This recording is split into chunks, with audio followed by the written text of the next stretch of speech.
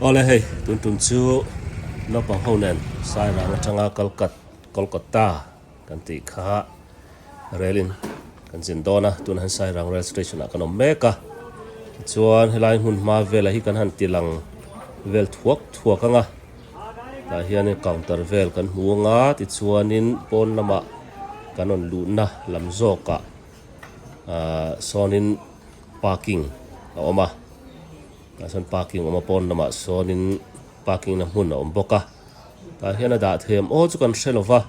motor te da don taila ma se tuntum chu kan da kan tum lawa holama flight ta ho tum ani fangin chon hei kan kal dan hi kual khop meya mageleya kan hel dona anga chuan ti hian a chung nam kan hule boka chung nam hi chei chu arrival kan an tiang chi lo thlenna mun ma ni ta kan chuan na tur tak phei chu ale lam jok rel ni dona ni chuan kan kal tum dan hi hei tunan 2SC 3SC kha oma tire emo tier tia ko te ponia ta chuan Monday Thursday Friday dar sari lem ni som panga ti alo ni a hi kar khata chuadan ya kalkot big ta chuan in dar sari kha thlen nge kha atha a chan chu tun tuma kan kalpo hianin ten kan thlenga dar sari deuh chia kan han lon kha rel kha che ngala ti chuan kan chuak zui ngal khani ta mai ni ti hian kan chuak ngala kal mo bop maya tu man miron ngai sak lova mani lon khan mani compartment zone han kan lona number kan ena ti chuan a ticket hi mi pakhatan sangkha sasari kan choya hei hi 3SC tier amo tire kan tiang chi kha ani a ta hianin abo ruak po avong dai nuam angreng khop maya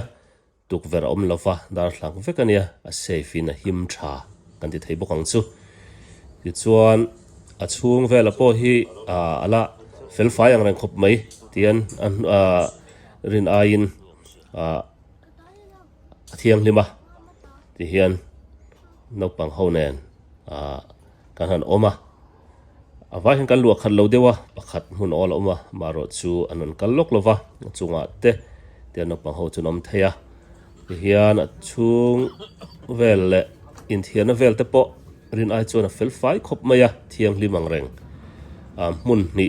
pani oma ti hianin lelama tuna kan hu lai me ka hi hemi a manual deuh chi te mai la hei tia zut tun ngai deuh chi khani a lelama European type ang chi a thut theyang chi khom boka yan han lu khanin hei helaya staff na tok te po hei rem han no ei ve mol mai ni ti hanin choi hun alo nia da som pani le ti vela kan eya na chuan tunnel po kheng mo sat kha kan pal tlanga thim zut mai ni haizol chunga kan kal chu chuan mundanga chuan tiang hian kan bunga station vel po haizol tang kan chuak khanin kon pui khadar kar khat vel pa kan kalin karing lo dar riat vel han kon pui kan thleng hal ringota te chuan kan tlan zela gowati tak ero khat chu zan dar kwa velang chia han kan thlenga ni gowati hi ta chuan an la usa so maya gowati a chuanin chuan din rei khan tum lo melang renga kan han zo dan kha din lai duty te ka minute somba kan ding don lawan tia maro chu rin ai rei khan dinga a chan chu bathroom toilet vela po khanin tui kha claim to ang renga chung vela chuan ang lo nge ni o an refill tura kan ngai kan ding rei le ta phiana ni som hi panga de tho chu kan ding le ingring ni chuanin elaya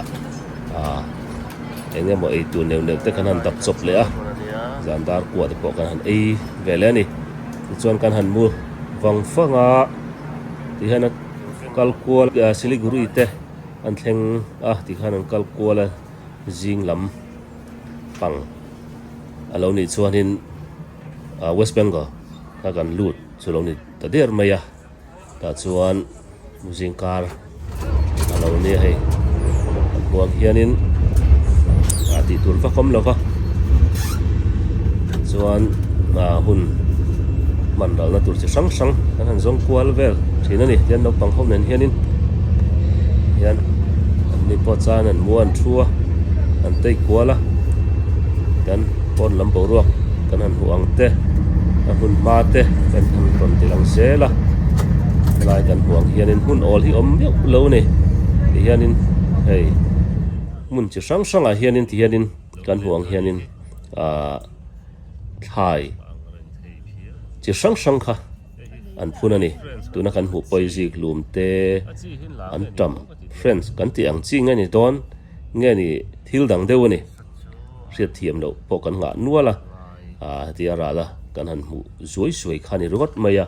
ta chuan badam te po ani kring then chu chung vel te po chu a khat tuar mai ni ti hianin hun ma hi lai bihar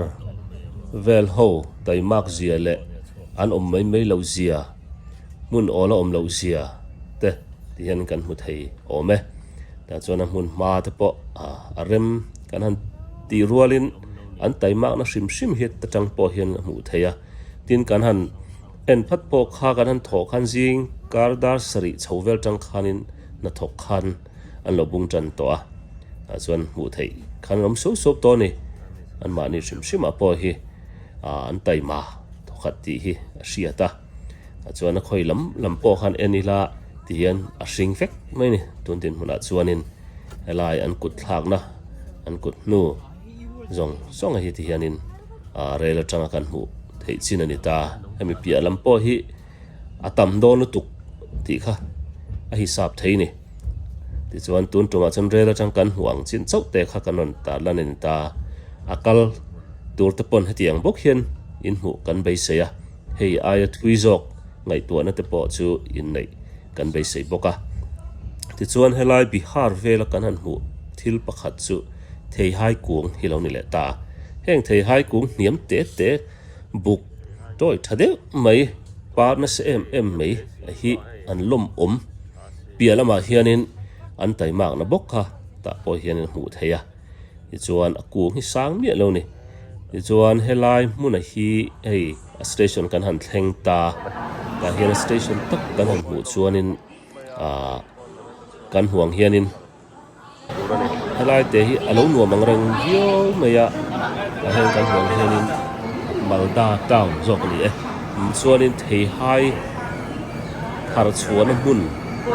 poi mo tak kha lo ni ve ni helai huna chuanin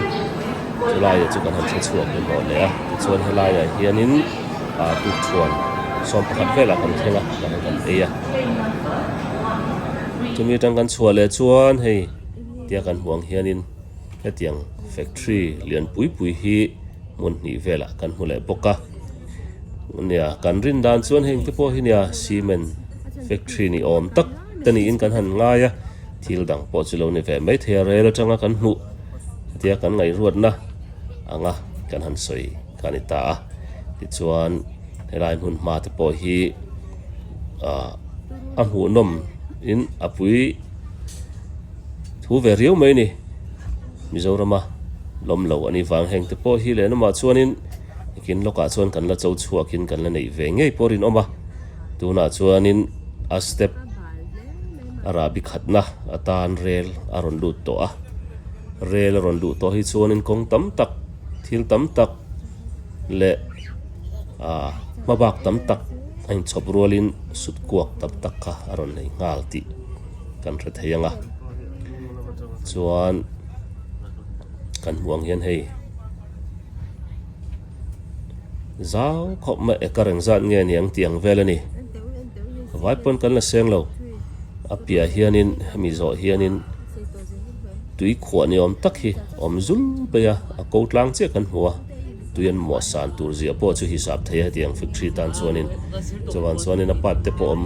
na sa maro chu khang zong zong chu karon tarlang to lo nga le lama chuanin eng te poino pangtan pon mit titlai ve ang reng phian ani hian kan thei ome chu ti rol chuanin hei rel a ron lu ta ke ni hi chuanin mi pui ko sak na le traffic lampang te pawh ni se min la khoi buai lo ni hai hi chuanin le lama hetia kho chhung emaw kho inkal pawh na tan tlang ani na hianin tam taka hianin